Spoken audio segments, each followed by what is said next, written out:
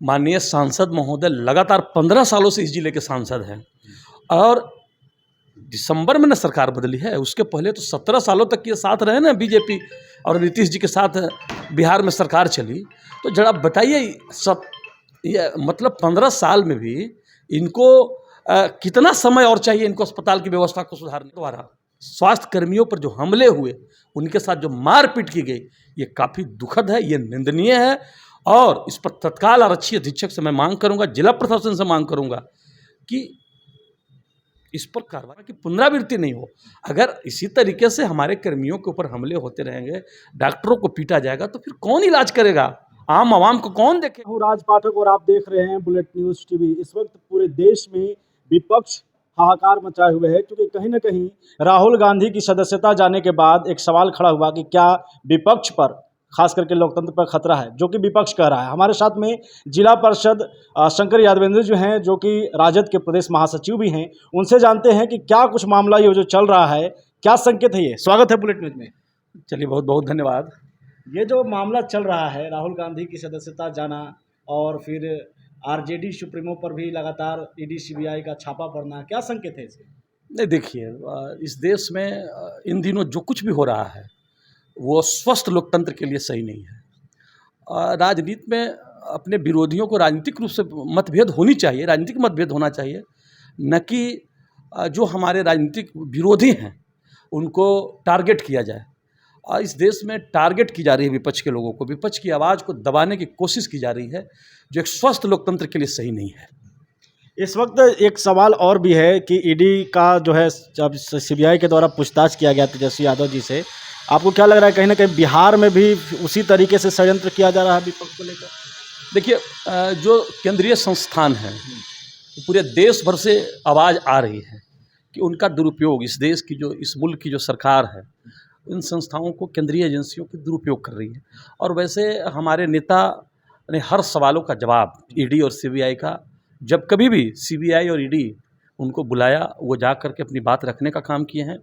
और अब तक जितने भी मामले हुए हैं, सब में हमारे नेता आदरणीय लालू प्रसाद जी, श्रीमती राबड़ी देवी जी और तेजस्वी जी बाइज्जत बरी हुए हैं। हम उम्मीद करते हैं कि पहले भी सीबीआई से कई मामले में ये बरी हुए हैं, तो हम उम्मीद करते हैं कि आगे भी हम लोग न्यायपालिका और इन संस्थानों के सम्मान करने वाले लोग हैं, आगे भी हमारे नेता आरोप मुक्त होंगे।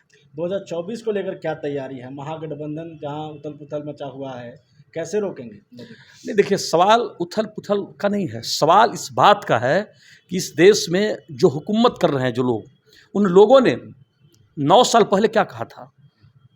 आप इस देश में मुद्दों से भटकाने की कोशिश की जा रही है। इस देश में मुद्दा है 2 करोड़ युवाओं का रोजगार, इस देश में मुद्दा है किसानों के दुगना समर्थन मूल्य, इस देश में मुद्दा है काला धन। इन्होंने तो कहा था कि काला धन आएगा और सभी के खाते में 15-15 लाख रुपए गया चला जाएगा। क्या 15 लाख आ गया? क्या 2 करोड़ प्रत्येक साल युवाओं को रोजगार मिल गई? क्या किसानों के समर्थन मूल्य दुगने हो गए? तो ये सरकार तो हर मोर्चे पर फेल है। अब ये बड़े पैमाने पर यह बात प्रचारित की जा रही है कि विपक्ष बिखरा हुआ है। सवाल बिखरने का नहीं ना है, आपने क्या किया इस मुल्क के साथ? आपने जो इस देश के लोगों के साथ वादा किया था, अच्छे दिन का जो सपना आपने दिखाया था, क्या अच्छे दिन हमारे आ गए? इस मुल्क के लोगों के अच्छे दिन आ गए? सवाल इस बात का है। इसलिए, और ये सब राहुल गांधी की घटना, तेजस्वी जी की घटना, लालू जी की घटना, ये सब चीज़ों से लोगों को मुद्दा से ध्यान भटकाया जा रहा है। लेकिन इस मुल्क की जनता इनसे अब सवाल पूछ रही है कि हमारे रोजगार का क्या हुआ, हमारा 15 लाख कहाँ गया, मेरे अच्छे दिन कहाँ गए? तो लोग भटकने वाले नहीं हैं, सवाल तो ज़रूर इनसे करेंगे। बिहार सरकार की एक नीति है कि हर जिले में मेडिकल कॉलेज, और वर्तमान सांसद का कहना है कि सदर अस्पताल में कोई स्वास्थ्य का व्यवस्था नहीं है। कैसे देख रहे हैं? अच्छा भैया, एक चीज़ बताइए ना, माननीय सांसद महोदय लगातार 15 सालों से इस जिले के सांसद हैं और दिसंबर में न सरकार बदली है, उसके पहले तो 17 सालों तक ये साथ रहे ना बीजेपी और नीतीश जी के साथ बिहार में सरकार चली। तो जरा बताइए, ये मतलब 15 साल में भी इनको कितना समय और चाहिए इनको अस्पताल की व्यवस्था को सुधारने के लिए? 15 साल से आप सांसद हैं, आपने क्या किया सदर अस्पताल के लिए? कितना व्यवस्था में सुधार करने का काम किया?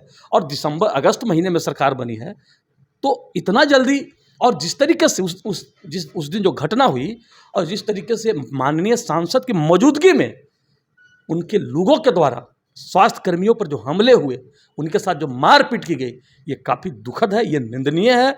और इस पर तत्काल आरक्षी अधीक्षक से मैं मांग करूंगा, जिला प्रशासन से मांग करूंगा कि इस पर कार्रवाई होनी चाहिए, माननीय सांसद पर कार्रवाई होनी चाहिए, मुकदमा होना चाहिए, ताकि फिर इस तरह की घटना की पुनरावृत्ति नहीं हो।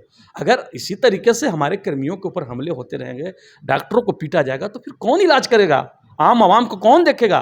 तो माननीय सांसद ने जिस तरीके से लोगों को उकसाने का काम किया, ललकारने का काम किया, वो कहीं से उचित नहीं है। इन सब चीज़ों से बाज आना चाहिए लोगों को।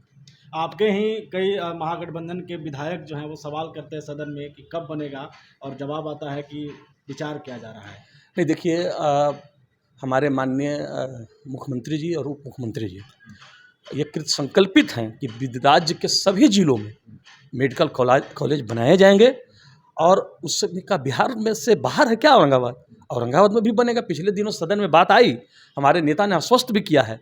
तो प्रक्रिया चल रही है और निश्चित तौर पर हम उम्मीद करते हैं कि इसी वित्तीय वर्ष में घोषणा होगी मेडिकल कॉलेज बनने का। जहाँ बनना होगा जगह भी चिन्हित की जा रही है, कार्रवाई सब कुछ चल रहा है, लेकिन थोड़ा इंतजार करिए, समय के साथ सब कुछ ठीक हो जाएगा। आगामी चुनाव में औरंगाबाद की भूमिका क्या होगी? औरंगाबाद का चुनाव कैसे देख रहे हैं? देखिए, औरंगाबाद अभी भी यहाँ महागठबंधन के 6 विधायक हैं। इस बार औरंगाबाद ही नहीं, पूरे बिहार में बिहार के लोग भारतीय जनता पार्टी के लोगों से सवाल कर रहे हैं, सवाल पूछ रहे हैं। तो निश्चित तौर पर हम उम्मीद करते हैं कि औरंगाबाद इस बार महागठबंधन का होगा। चाहे जो प्रत्याशी हो, महागठबंधन अपनी जीत दर्ज करेगी औरंगाबाद से, क्योंकि 15 सालों में कोई उपलब्धि तो रही नहीं है माननीय सांसद जी का। कोई बड़ा काम है तो बता देना, पब्लिक डोमेन में आके बताना चाहिए कि हमने ये किया, हमने ये किया। इन्होंने कहा था कि हम उत्तर कोयल का लाल पानी किसानों के खेतों में देंगे और किसानों के चेहरे लाल हो जाएंगे। उत्तर कोयल का लाल पानी आ गया क्या? इन्होंने कहा था मेडिकल कॉलेज की बात की थी, मेडिकल कॉलेज बन गया क्या? इन्होंने कहा था कि हम बिहटा औरंगाबाद रेलवे लाइन लाएंगे, क्या रेलवे लाइन बन गया? हम लोग उस पर चढ़ करके पटना की यात्रा कर लिए।